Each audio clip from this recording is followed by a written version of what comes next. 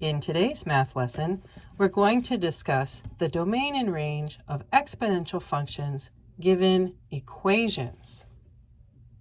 As we saw in the previous lesson, the domain of an exponential function are the x values, and for all exponential functions that we are given, we know that they are going to have a domain of all real numbers. So that's a really easy problem to answer.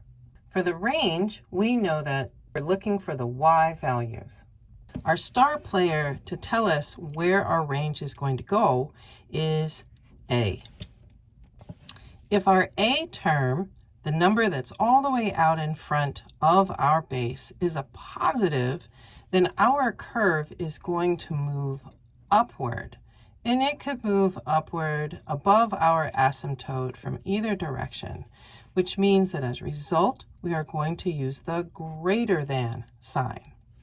If a is negative, then our graph is going to be moving downward from either direction, which means that we are going to be below the asymptote and thus using a less than symbol.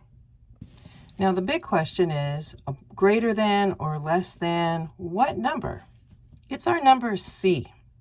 So our range is always going to be y greater than or less than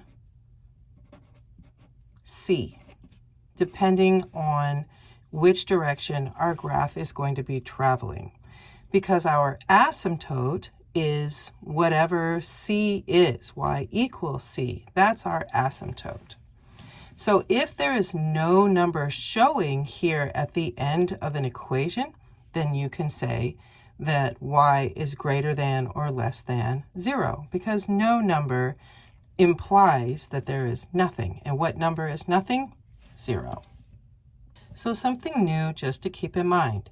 If you are asked to determine what is the asymptote for any given equation for an exponential function, then you can quickly say that it will be y equals c. That is your asymptote because that is where your graph bottoms out. And again, if there is nothing here at the end of your exponential function equation, then it would be y equals 0. Now finally, if you find these equations just too stressful to deal with, you can always graph them on Desmos, like we did in the previous lesson, and then you can have a pictorial version of what is happening for each of these equations, and then you will be able to determine both the domain and the range.